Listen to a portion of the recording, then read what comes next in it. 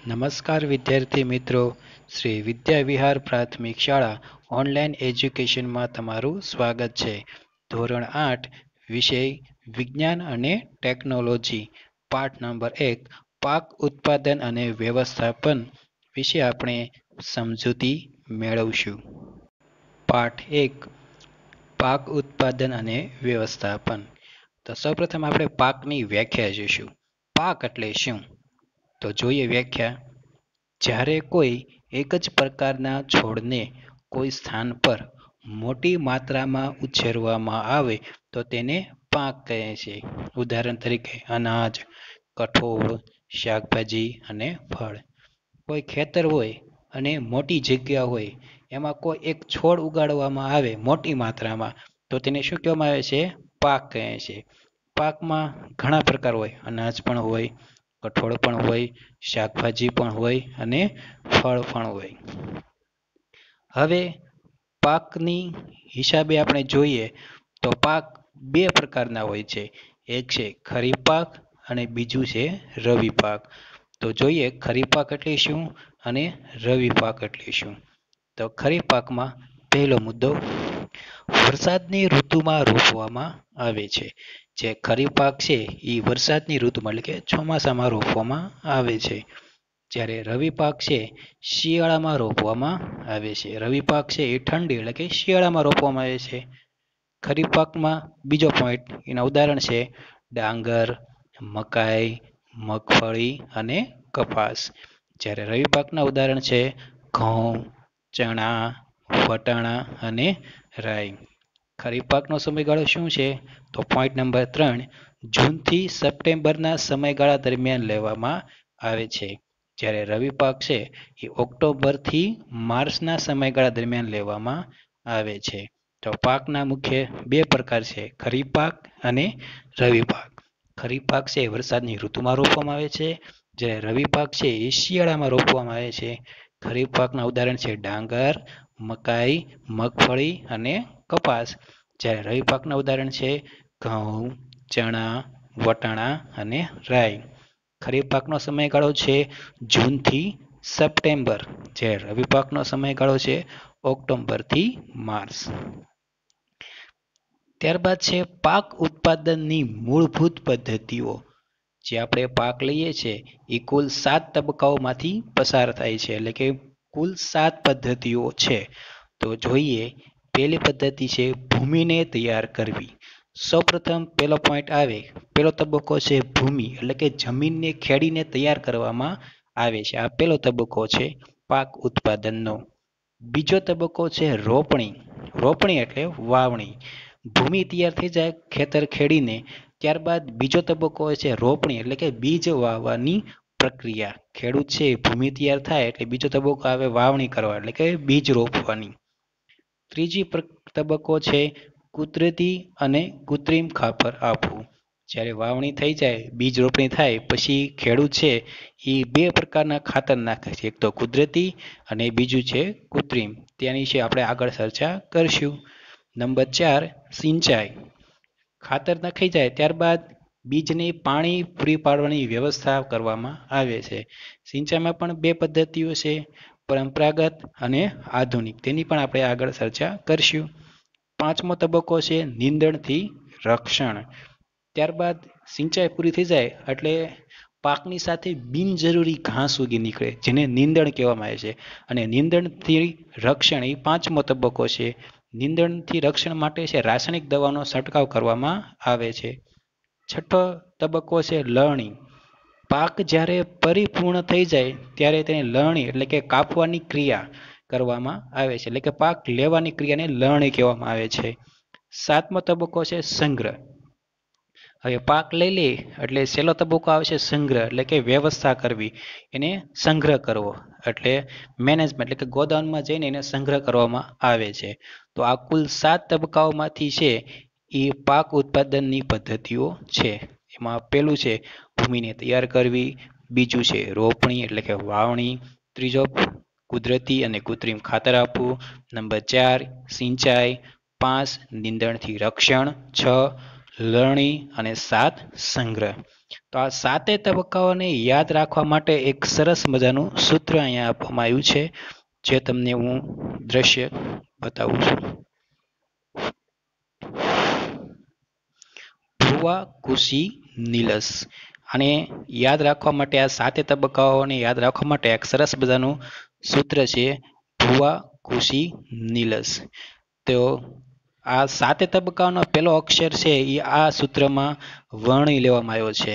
તો જોઈએ, પહેલો તબક્કો છે એ ભૂ એટલે ભૂમિને તૈયાર કરવી, વા એટલે રોપણી અથવા વાવણી, કુ એટલે કુદરતી અને કૃત્રિમ ખાતર આપવું, સી એટલે સિંચાઈ અને ની એટલે નીંદણથી રક્ષણ, લ એટલે લણણી અને સ એટલે સંગ્રહ કરવો.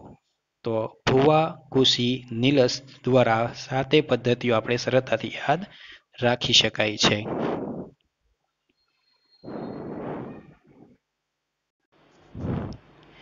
તો 7 પદ્ધતિ જોયા બાદ હવે આવે છે જમીન ખેડવાથી થતા ફાયદાઓ જણાવો. હવે જમીન આપણા ખેતર ખેડીએ છીએ હળ દ્વારા કે ટ્રેક્ટર દ્વારા કે બળદ દ્વારા, તે કેવા ફાયદાઓ થાય છે? તો જોઈએ, પહેલો પોઈન્ટ, જમીન ઉપર નીચે થતા પોચી થાય છે. જમીન ખેડીએ એટલે જમીન છે ઉપર નીચે થાય, કઠણ જમીન છે નીચે જાય અને નીચે જઈને પોચી છે એ ઉપર આવે, એટલે જમીન પોચી થાય છે. તેથી પાકના મૂળ જમીનમાં ઊંડે સુધી જઈ શકે છે. જમીન જેવી પોચી થાય એટલે બીજ વાવીએ એટલે જમીન પોચી થાય એટલે એના મૂળ છે એ સરળતાથી અંદર સુધી જઈ શકે. બીજો પોઈન્ટ છે, હવા અવર જવર સહેલાઈથી થઈ શકે. જમીનમાં છે એ હવાની અવર જવર સહેલાઈથી થઈ શકે. જમીન પોચી બને એટલે ઓક્સિજન જે હવા છે એ મૂળ સુધી સહેલાઈથી અવર જવર થઈ શકે. ત્રીજો પોઈન્ટ, ખેડ કરવાથી નીંદણ દૂર થાય છે.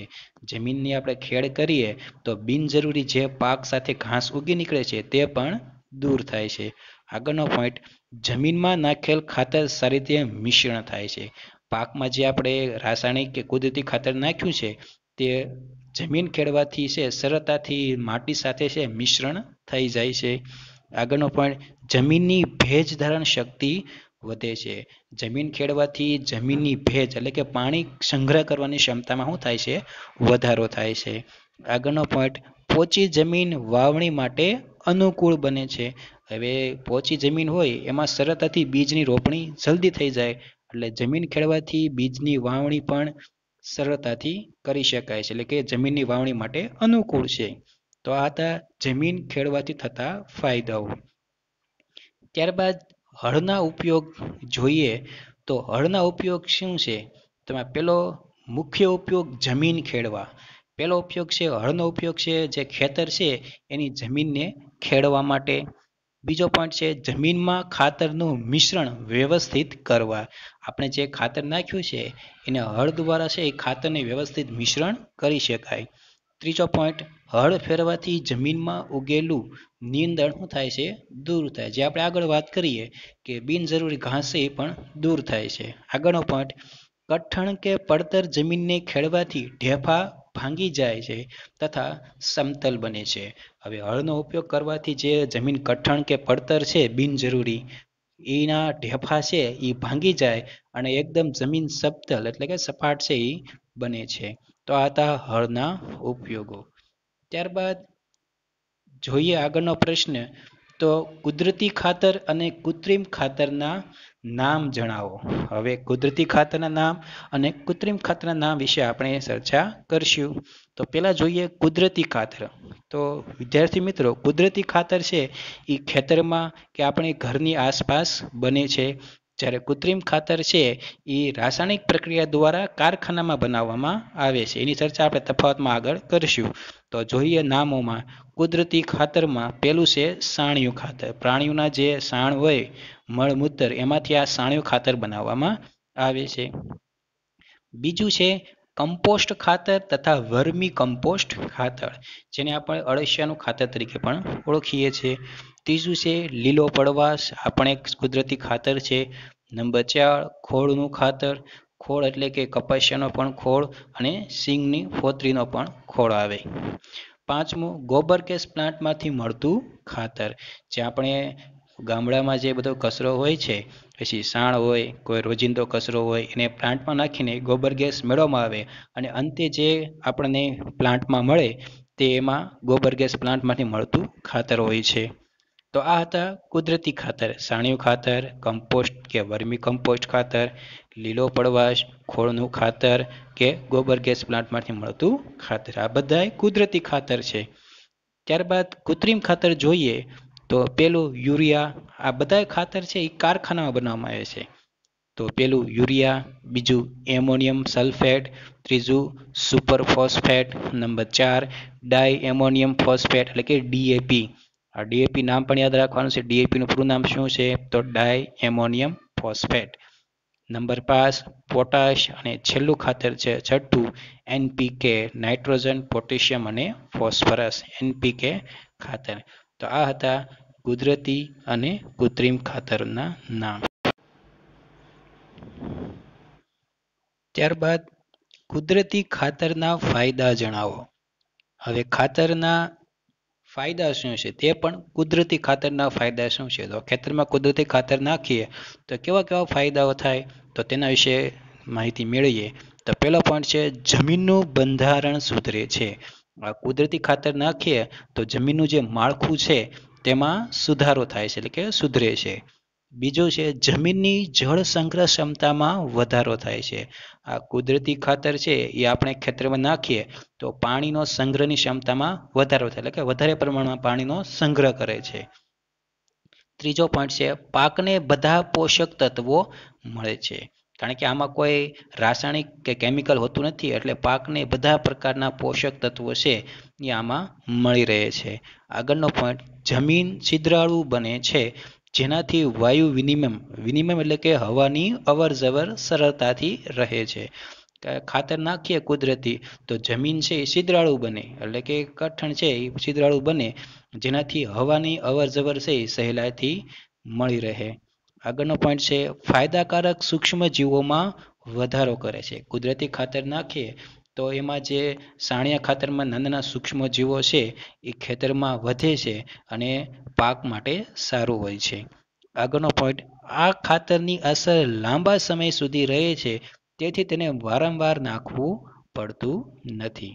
આ કુદરતી ખાતર છે એને વર્ષમાં 1-2 વાર જ નાખવામાં આવે છે. શરૂઆતમાં જ્યારે પાક કરવામાં આવે ત્યારે આ ખાતરમાં નાખવામાં આવે છે, એટલે આની અસર છે એ ખૂબ લાંબા સમય સુધી રહે, એટલે આ ખાતર છે આપણે વારંવાર નાખવું પડતું નથી. આગળનો પોઈન્ટ વરસાદના પાણી સાથે સહેલાઈથી ધોવાઈ જતું નથી. આ કુદરતી ખાતર છે એ વરસાદ આવે જ્યારે તે તેના પાણી સાથે સહેલાઈથી છે એ વહીને જતું નથી, એટલે કે ધોવાઈ જતું નથી. અને સૌથી અગત્યનો મુદ્દો કે તે પ્રમાણમાં સસ્તું પડે છે, એટલે કે આ ખાતર છે એ આપણે ઘરે કે ખેતરમાં બને છે એટલે એકદમ સસ્તું, એટલે કે કિંમતમાં ખેડૂતને પોસાય તેવું હોય છે. તો આ હતા કુદરતી ખાતરના ફાયદાઓ. ત્યારબાદ આગળનો પ્રશ્ન જોઈએ તો કૃત્રિમ ખાતર વાપરવાના ફાયદા અને ગેરફાયદા જણાવો. ખૂબ જ મહત્વનો પ્રશ્ન છે, અવારનવાર પરીક્ષામાં આપણે પૂછીએ છીએ અથવા પૂછાય છે કે કૃત્રિમ ખાતર વાપરવાના ફાયદા અને ગેરફાયદા જણાવો. આ કૃત્રિમ ખાતર છે એ કારખાનાઓમાં બનાવવામાં આવે છે. તો પહેલા જોઈએ ફાયદા. આના શું લાભ છે? તો પેલું પાણીમાં દ્રાવ્ય હોવાથી જમીનને જરૂરી પોષક તત્વો ઝડપથી મળે છે.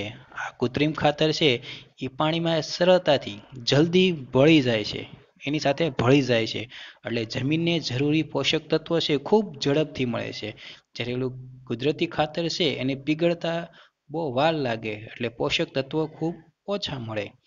બીજો પોઈન્ટ તરત અસર થાય છે અને પાક ઉત્પાદન વધે છે. આ પાણીમાં તરત જ દ્રાવ્ય થઈ જાય, જમીનમાં ભળી જાય એટલે એની તરત અસર થાય અને પાક ઉત્પાદન એકદમ સારું થાય છે, એટલે કે વધે છે. આગળનો પોઈન્ટ જમીનમાં જે પોષક તત્વ ઓછું હોય તે મુજબનું કૃત્રિમ ખાતર આપી શકાય છે. આ એક સૌથી સારો ઉપાય છે કે આપણા જમીનમાં જે તત્વનું પ્રમાણ ઓછું હોય તે મુજબ આ ખાતર નાખવામાં આવે છે. પછી એનપીકે ખાતર નાઇટ્રોજન ઓછું હોય, પોટેશિયમ કે ફોસ્ફરસ, એ મુજબનું આ ખાતર નાખીને જમીનની ગુણવત્તા સુધારી શકાય છે. તો આ હતા ફાયદા. ત્યારબાદ આ ખાતર વાપરવાના ગેરફાયદાઓ પણ રહેલા છે. તો જોઈએ ગેરફાયદાઓમાં પહેલો પોઈન્ટ જમીનનું બંધારણ બગડે છે તથા જળધારણ શક્તિમાં ઘટાડો થાય છે. આ ખાતર નાખીએ એટલે જમીનનું માળખું છે બંધારણ શું થાય બગડે અને જળધારણ એટલે કે પાણી સંગ્રહ કરવાની શક્તિમાં ઘટાડો થાય છે. જ્યારે કુદરતી ખાતરમાં એવું થતું નથી. આગળનો પોઈન્ટ, પાણીમાં દ્રાવ્ય હોવાથી વરસાદમાં ધોવાઈ જાય છે. આ ખાતર પાણી સાથે એકદમ સરળતાથી મળી જતું હોવાથી વરસાદ આવે તો એને પાણી સાથે છે આ ધોવાઈ જાય જલ્દી. આગળનો પોઈન્ટ, જળ પ્રદૂષણ ફેલાવે છે. તો સ્વાભાવિક છે, પાણીમાં દ્રાવ્ય હોય અને વરસાદના પાણી સાથે ધોવાઈ જાય એટલે જળ છે એ નદી, તળાવ, સમુદ્રમાં જાય એટલે પાણીનું પ્રદૂષણ થાય. કારણ કે આ કેમિકલ વાળું ખાતર હોય છે, કારખાના બનેલું હોય છે, તેટલા માટે જળ પ્રદૂષણ ફેલાવે છે. અને સૌથી મોટો ગેરફાયદો, મોંઘું પડે છે. એટલે આ ખાતર છે કિંમતમાં ખૂબ મોંઘું પડે છે, જ્યારે કુદરતી ખાતર છે એ કિંમતમાં સસ્તું હોય છે. તો આ હતા કૃત્રિમ ખાતર વાપરવાના ફાયદા અને ગેરફાયદા. ત્યારબાદ વિદ્યાર્થી મિત્રો આગળનો પ્રશ્ન જોઈએ તો સિંચાઈની પરંપરાગત રીતો અને આધુનિક પદ્ધતિઓ જણાવો. આગળ મેં આપણે કીધું તબક્કાઓમાં કે સિંચાઈની કુલ 2 પદ્ધતિઓ છે. એક છે પરંપરાગત અને બીજું છે આધુનિક, ટ્રેડિશનલ અને મોડર્ન. તો પરંપરાગત રીતોમાં જોઈએ તો પહેલી પદ્ધતિ છે મોટ, ગરગડીયુક્ત વ્યવસ્થા. આમાં છે એ ગરગડીની વ્યવસ્થા કરવામાં છે. ગામડાઓમાં જે આ જોવા મળે છે કૂવો હોય એની ઉપર ગરગડી હોય, એમાં ડોલ બાંધીને દોરડુંથી નાખવામાં આવે અને પાણીને ખેંચવામાં આવે, એને મોટ પદ્ધતિ એટલે કે ગરગડીયુક્ત વ્યવસ્થા કહેવામાં આવે છે. બીજી છે ચેન પંપ. તો ચેન પંપ છે એ પણ ટ્રેડિશનલ એટલે કે પરંપરાગત પદ્ધતિ છે. તેમાં ચેનથી છે એ પાણીને છે ચક્કર ફેરવીને પાણીને બહાર કાઢવામાં આવે છે. નંબર 3 ઢેંકલી. તો ઢેંકલી છે એ એક પરંપરાગત પદ્ધતિ છે, જેમાં છે કોઈ પ્રાણીઓનો ઉપયોગ કરીને છે પાણીને ખેંચવામાં આવે છે. નંબર 4 રહેંટ. તો રહેંટ પણ છે એ કોઈ પશુ કે પ્રાણીઓની છે ઉપયોગથી છે આ પદ્ધતિ છે એ પાણી ખેંચવામાં આવે છે. તો પરંપરાગતની કુલ 4 પદ્ધતિઓ છે મોટ, ચેન પંપ, ઢેકલી અને રહેંટ. આના નામ ખાસ યાદ રાખવાના છે. ત્યારબાદ સિંચાઈની અન્ય રીતો. પરંપરાગત રીતો છે પણ એની અન્ય રીતોમાં જોઈએ તો ક્યારા પદ્ધતિ અને ધોરિયા પદ્ધતિ. હજી પણ આપણા ગામડામાં જે ખેતરો હોય છે, ખેડૂત ખેતી કરતા હોય છે, ત્યાં મોટા ભાગમાં આ પદ્ધતિનો ઉપયોગ થાય છે, ક્યારા પદ્ધતિ અને ધોરિયા પદ્ધતિ. હવે આધુનિક પદ્ધતિઓની વાત કરીએ તો એમાં 2 પદ્ધતિ છે. એક છે ફુવારા પદ્ધતિ અને બીજું છે ટપક પદ્ધતિ. આ 2 મોડર્ન પદ્ધતિઓ છે જેના વિશે આપણે આગળ ચર્ચા કરીશું. ત્યારબાદ આગળનો પ્રશ્ન જોઈએ તો નીંદણથી પાકને શું નુકસાન થાય છે?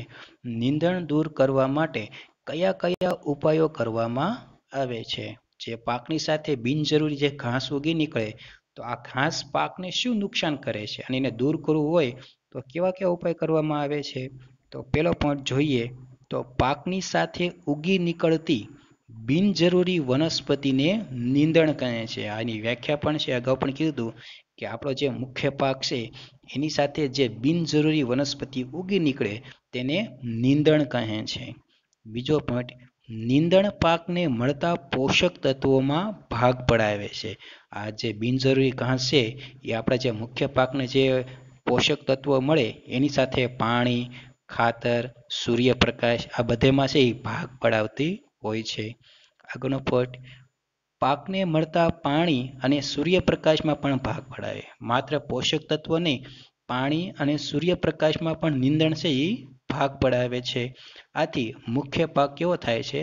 ઓછો, એટલે કે ઉત્પાદન ઓછું મળે છે. કારણ કે એમાં બધેમાં ભાગ પડાવે મુખ્ય પાક સાથે એટલે સ્વાભાવિક છે એને પોષક તત્વો, પાણી, સૂર્યપ્રકાશ બધું ઓછું મળે એટલે પાક ઉત્પાદન ઓછું ઉતરે.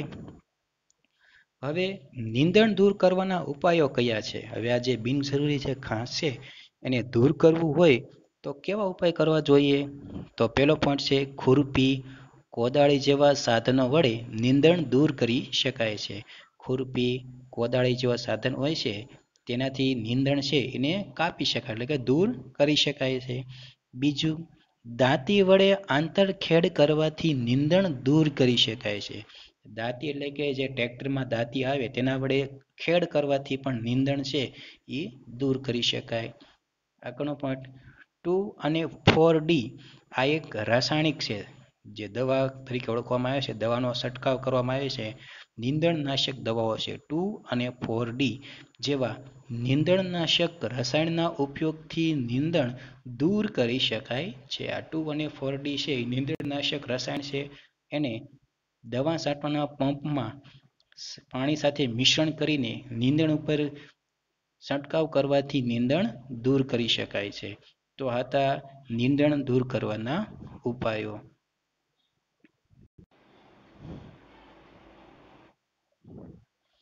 ત્યારબાદ આગળનો પ્રશ્ન જોઈએ તો સિંચાઈ એટલે શું? પાણી બચાવતી સિંચાઈની બે પદ્ધતિનું વર્ણન કરો. ખૂબ જ અગત્યનો પ્રશ્ન છે. પરીક્ષામાં પૂછાય છે કે પાણી બચાવતી સિંચાઈની કોઈ પણ બે પદ્ધતિઓનું ટૂંકમાં વર્ણન કરો. તો પહેલા આપણે વ્યાખ્યા જોઈએ. સિંચાઈ એટલે શું? ખેતરમાં પાકને પાણી પૂરું પાડવાની ક્રિયાને સિંચાઈ કહે છે. તો આપણા જે ખેતર છે, જમીન છે, તે પાક જે વાવ્યો છે તેને પાણી પૂરું પાડવાની પ્રક્રિયાને અથવા ક્રિયાને સિંચાઈ કહે છે. સિંચાઈની બે પદ્ધતિઓ છે. એક છે ફુવારા પદ્ધતિ અને બીજી છે ટપક પદ્ધતિ. તો આ બે પદ્ધતિઓને આપણે વિગતે ચર્ચા કરીએ. તેમાં પહેલી પદ્ધતિ છે ફુવારા પદ્ધતિ. તો પહેલો પોઈન્ટ, પાણીનો કરકસરપૂર્વક ઉપયોગ કરવા આ પદ્ધતિ વપરાય છે. ફુવારા પદ્ધતિ જ્યાં પાણીનો ખૂબ કરકસર એટલે કે પાણીની તંગી હોય, અછત હોય તેવા વિસ્તારમાં આ પદ્ધતિનો ઉપયોગ કરવામાં આવે છે એટલે કે વપરાય છે. બીજો પોઈન્ટ, તેનો ઉપયોગ અસમતલ ભૂમિમાં સિંચાઈ કરવા થાય છે. આ ફુવારા પદ્ધતિ છે ત્યાં ઉપયોગી છે જ્યાં પહાડીવાળો વિસ્તાર છે એટલે કે જમીન ઉબડ-ખાબડ કે ખાડાખડિયાવાળી કે પહાડવાળી કે પર્વતવાળી છે તેવા વિસ્તારમાં જ્યાં ભૂમિ છે અસમતલ, ત્યાં આનો ઉપયોગ કરવામાં આવે છે અથવા થાય છે. ત્રીજો, ખેતરમાં મુખ્ય પાઇપ સાથે બીજી નાની પાઇપો જોડી થોડા થોડા અંતરે ફુવારા જોડવામાં આવે છે. તો આ ફુવારા પદ્ધતિમાં છે એ ખેતરમાં એક મુખ્ય પાઇપ હોય એની સાથે નાની નાની પાઇપો જોડી ફુવારા થોડા થોડા અંતરે ગોઠવવામાં આવે અને ફુવારા વડે પાકને છે પાણી પૂરું પાડવામાં આવે છે. આગળનો પોઈન્ટ, ઊંચી ટાંકી અથવા પંપ દ્વારા દબાણપૂર્વક પાણી પસાર કરવામાં આવે છે. આ ફુવારા પદ્ધતિ જ્યાં ટાંકો હોય છે તેની ઉપર કોઈ મોટર દ્વારા પાણીને પ્રેશર એટલે કે દબાણપૂર્વક પસાર કરવામાં આવે છે અને મુખ્ય પાઇપથી થોડા થોડા અંતરે જે નાના નાના પાઇપ જોડવાયેલા છે ફુવારા, ત્યાં સુધી પાણી પહોંચાડવામાં આવે છે. આ પદ્ધતિમાં માનવ શ્રમ તેમજ પાણીની બચત થઈ શકે છે. આ પદ્ધતિમાં છે એ જે માનવ શ્રમ એટલે કે ખેડૂતને જે મહેનત કરવાનું હોય છે એકદમ ઓછું હોય છે અને પાણી પણ ખૂબ જ ઓછું વપરાય એટલે કે માનવ શ્રમ અને પાણી બંનેની બચત થતી હોય છે. જ્યારે ધોરિયા પદ્ધતિમાં છે એ પાણી પાવું પડે એટલે પાણી અને ખેડૂત એ બંનેની મહેનત વધુ થાય છે. જ્યારે આમાં છે પાણી અને માનવ શ્રમ બેની બચત થઈ શકે છે. આગળનો પોઈન્ટ, રેતાળ જમીન માટે આ પદ્ધતિ ખૂબ જ ઉપયોગી છે. જ્યાં રેતાળ ભૂમિ છે જેમ કે કચ્છ, રાજસ્થાન આવા જે રેતાળ જમીન છે અને પહાડા પ્રદેશો ત્યાં આ ફુવારા પદ્ધતિ છે ખૂબ જ ઉપયોગી બને છે. તો આ હતી ફુવારા પદ્ધતિ. ત્યારબાદ બીજી પદ્ધતિ છે ટપક પદ્ધતિ. ખૂબ જ મહત્વની પદ્ધતિ છે અને ખૂબ જ સર્વોત્તમ પદ્ધતિ તરીકે પણ ઓળખવામાં આવે છે. તો પહેલું પોઈન્ટ, છોડને ટીપે ટીપે પાણી પૂરું પાડવાની પદ્ધતિને ટપક પદ્ધતિ કહે છે. તો જે આપણે ખેતરમાં પાક વાવ્યો છે છોડ, ત્યાં પાણી છે ટીપે ટીપે પૂરું પાડવાની પદ્ધતિને ટપક પદ્ધતિ કહે છે. બીજો પોઈન્ટ, તેમાં ઊંચી ટાંકીમાંથી અથવા પંપ દ્વારા દબાણ આપીને પાણી ખેતરમાં લાવવામાં આવે છે. જ્યાં ટાંકી છે એ મુખ્ય ટાંકીમાંથી છે એ મોટર પંપ દ્વારા પાણીને દબાણપૂર્વક છે એ ખેતરમાં લાવવામાં આવે છે. ત્રીજો પોઈન્ટ, મુખ્ય પાઇપને શાખાઓ ઉપશાખાઓ પાડી પાઇપને નિયત અંતરે પાણી જવા માટે ડ્રોપર લગાડેલા હોય છે. આ પદ્ધતિમાં છે એક મુખ્ય પાઇપ હોય, એની શાખાઓ હોય, એ શાખાઓ પણ ઉપશાખાઓ હોય અને જ્યાં છોડ ઉગેલો હોય ત્યાં તેને કાણામાંથી છે એ પાણીમાં ટીપે ટીપે છે એ થોડા અંતરે છે એ ડ્રોપર લગાડેલા હોય છે, એમાંથી પાણી છે છોડને ટીપે ટીપે મળતું હોય છે. આગળનો પોઈન્ટ, ડ્રોપરમાંથી પાણી છોડના મૂળ પાસે ટપકે છે. આ જે ડ્રોપર લગાડેલા હોય છે ત્યાંથી છોડના મૂળ પાસે છે પાણીને ટપકે છે, એટલે કે પાણી પૂરતું મળતું હોય છે. આગળનો પોઈન્ટ, પાણીની અછતવાળા પ્રદેશોમાં ખૂબ જ આશીર્વાદ રૂપ હોય છે. જ્યાં પાણી પુષ્કળ પ્રમાણમાં અછત છે, તંગી છે, કે પાણી ખૂબ અછતવાળો પ્રદેશ છે તેવા વિસ્તારમાં આ પદ્ધતિ ખૂબ જ મહત્વની બની હોય છે. આગળનો પોઈન્ટ, ફળ આપતી વનસ્પતિના બગીચા તેમજ વૃક્ષોને પાણી આપવાની સર્વોત્તમ પદ્ધતિ છે. જ્યાં બાગાયતી પાકો થાય છે, ફળ કે વનસ્પતિ, તેવા વિસ્તારોમાં આ પદ્ધતિ એકદમ સર્વોત્તમ એટલે કે ખૂબ જ શ્રેષ્ઠ પદ્ધતિ છે. તો આ પદ્ધતિ છે ટપક પદ્ધતિ, જેમાં પાણીનો પણ ખૂબ ઓછો બગાડ થાય છે, એટલા માટે આ સર્વોત્તમ પદ્ધતિ છે. ત્યારબાદ બે પદ્ધતિ જોયા બાદ હવે આપણે ખેતી કામમાં વપરાતા ઓજારના નામ જણાવી દરેકનો ઉપયોગ જાણીએ. હવે ખેતી કામમાં કેવા કેવા ઓજારો વપરાય છે અને એ ઓજારનો ખેતરમાં શું ઉપાય થાય છે, એટલે કે શું ઉપયોગ થાય છે તેના વિશે માહિતી મેળવીએ. તો પહેલું છે હળ. હળનો ઉપયોગ જમીન ખેડ કરવા માટે થાય છે. બીજું છે સમાર. સમારનો ઉપયોગ ઢેફા ભાંગવા અને જમીન સમતલ એટલે કે સપાટ કરવા માટે. સમાર જે ઓજાર છે તેનો ઉપયોગ ઢેફા ભાંગવા અને જમીનને સપાટ કરવા માટે થાય છે. ત્રીજું વાવણીઓ. વાવણીઓ છે એ બિયારણ વાવવા માટે. વાવણીનો ઉપયોગ છે એ બીજ વાવવા માટે થાય છે. નંબર 4 ખુરપી. ખુરપીનો ઉપયોગ નીંદણ દૂર કરવા માટે. પાંચમું છે દાતરડું. દાતરડુનો ઉપયોગ પાકની લણણી કરવા તથા નીંદણ દૂર કરવા માટે. નંબર 6 દાંતાવાળો કરબ. તો એનો ઉપયોગ નીંદણ દૂર કરવા, ખેડ સારી અને જમીન પોચી કરવા. સાતમું થ્રેસર. થ્રેસરનો ઉપયોગ અનાજના કણસલા કે ડુંડામાંથી દાણા છૂટા પાડવા માટે, જેને આપણી ભાષામાં હલર તરીકે ઓળખીએ છીએ. તો અનાજ લઈ જાય પછી ડુંડામાંથી દાણા છૂટા પાડવા માટે છે આ પદ્ધતિનો એટલે કે આ ઓજારનો ઉપયોગ થતો હોય છે. તો ખેતી કામમાં વપરાતા ઓજારના નામ જોયા. તો ફરીવાર જોઈ લઈએ. હળનો ઉપયોગ જમીનની ખેડ કરવા માટે. સમાર ઢેફા ભાંગવા અને જમીન સપાટ કરવા માટે. વાવણીઓ બિયારણ વાવવા માટે. ખુરપી નીંદણ દૂર કરવા માટે. દાતરડું પાકની લણણી કરવા તથા નીંદણ દૂર કરવા માટે. દાંતાળો કરબ નીંદણ દૂર કરવા, ખેડ સારી અને જમીન પોચી કરવા માટે. અને નંબર 7 થ્રેસર અનાજના કણસલા કે ડુંડામાંથી દાણા છૂટા પાડવા માટે.